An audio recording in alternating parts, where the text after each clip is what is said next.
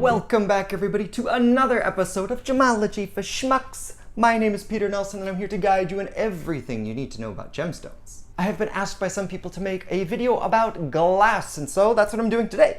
Glass is known by many people to be the fakest of gemstones out there, but I want to caution you because there are actually some very interesting pieces of glass, both natural and man-made, that we should keep in mind. So today what I'm going to tell you about in this episode is how do we identify glass, what are some of the features and the inclusions, etc. inside of glass that helps to know this is glass, how do we test it from a gemological point of view, and then what kind of glasses might be worth collecting. And I'm not talking about those spectacles that you put in a drawer and they're all yellow and nasty from use.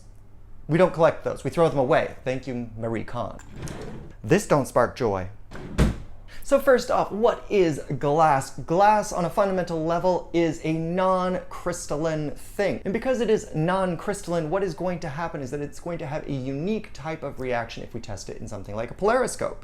Because when light goes into glass, it doesn't refract in the same way it would inside of a crystal, whether that's a multiply refractive crystal or a singly refractive crystal. Instead, it just kind of goes in.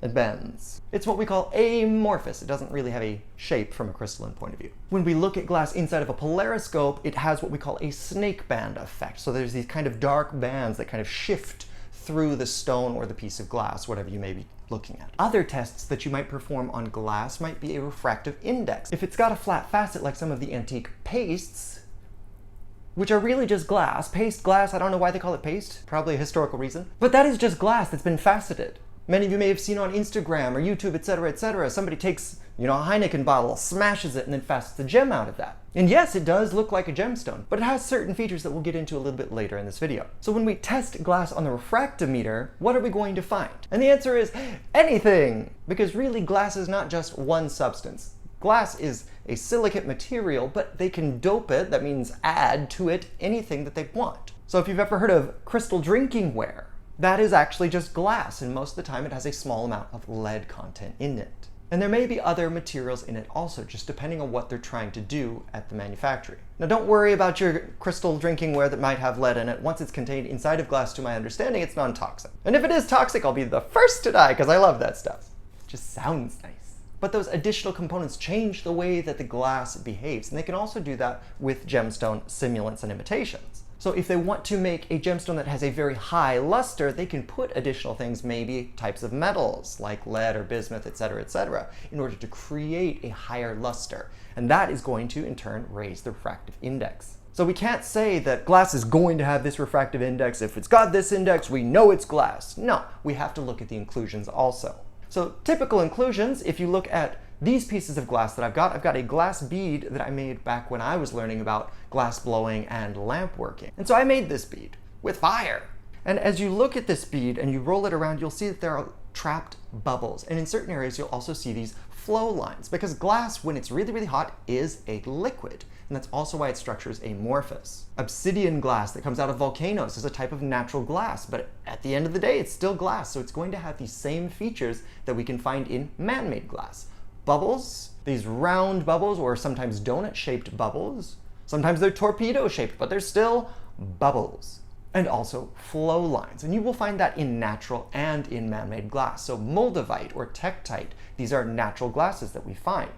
Impact glass, something that may have come from outer space. These may have the same features as man-made glass. Now do be aware that in a laboratory setting, they can control the manufacture of glass to have it pristine, flawless, without bubbles, without anything. But honestly, if you're going to willfully buy glass, why? In fact, a good friend of mine deals in Roman glass that's found in Israel. And this is a bright blue, absolutely delicious color that was manufactured over 1,000 years ago, when there was actually a Rome.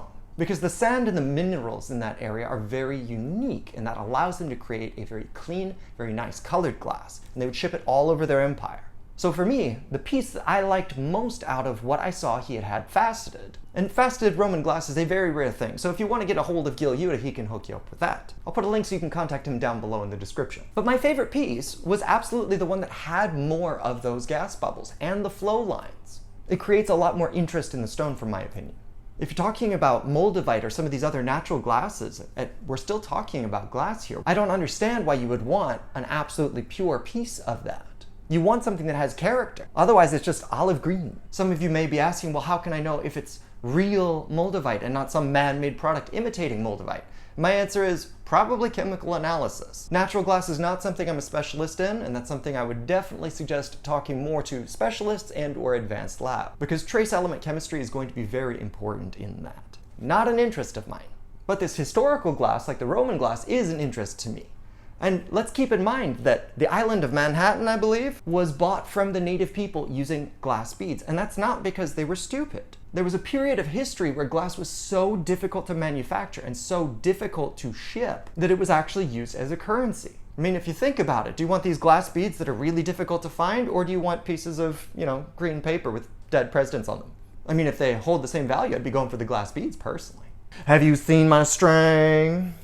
So all of that is just to say that not all glass should be viewed with contempt. The only glass that should be viewed with contempt, in my opinion, is glass that's trying to pass itself off as a natural gemstone. If it's honestly bought as something like historical pastes used in vintage jewelry, or historical glass such as the Roman glass, or those natural glasses I was talking about, why not? If you enjoy it, great. There's some of that material that is incredibly collectible. And why shouldn't it be when it outpaces many empires that are now dust and just the remnants of books? These are artifacts of jewelry and drinkware that people have used thousands of years ago. Speaking of crystal drinkware, one of my friends knows that I like Japanese sake, and so they brought me a tokuri, which is the Japanese sake warmer, that they bought when they were on a trip in Okinawa.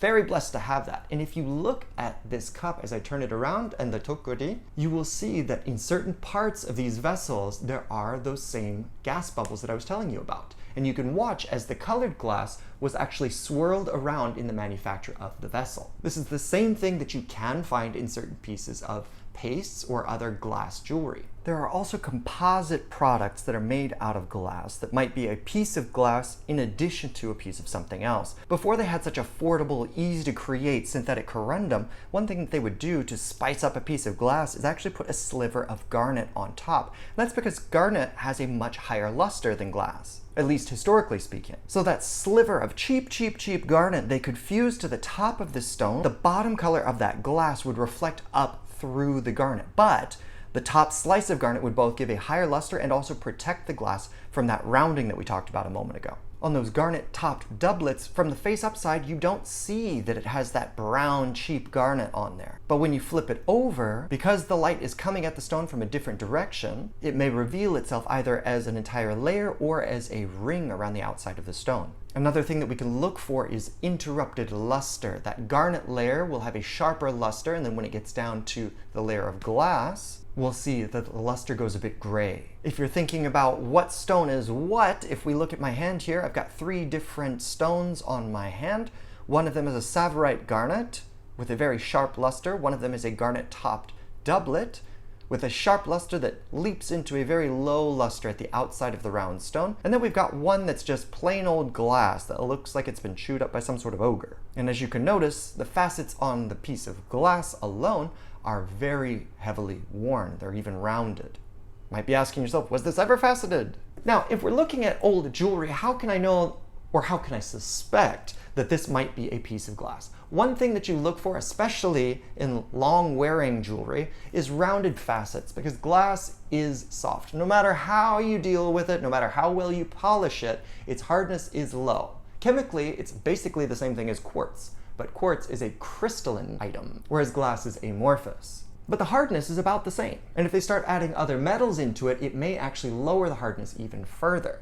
So one thing that you see in many pieces of old glass jewelry is not only chips and cracks that you would find in crystal and gemstones, but you will also find these worn facet junctions. They start to look like a chewed up gumdrop. In a freshly manufactured gemstone, of course, that's not going to be the case. As long as they did a good job cutting and polishing the gemstone, it will still have those crispy facet junctions. If you look at some other simulant gemstones like synthetic corundum or synthetic spinel, you will see that even if they are scratched and worn, those facet junctions are still quite sharp. They may be a little bit frosted, especially if they've been kept with other gemstones because they rub up against each other, but it doesn't round over in the same way that something as soft as glass or fluorite might. These extra soft gemstones or glasses will round in a way that most crystalline gemstones will not. Most, not all. Well, that's about all we have to talk about glass, so if you'd like to get in touch with me directly, head over to gemshepherd.com. Otherwise, hit that like button, hit that subscribe button, tell all of your friends about me. Until next time, bye-bye.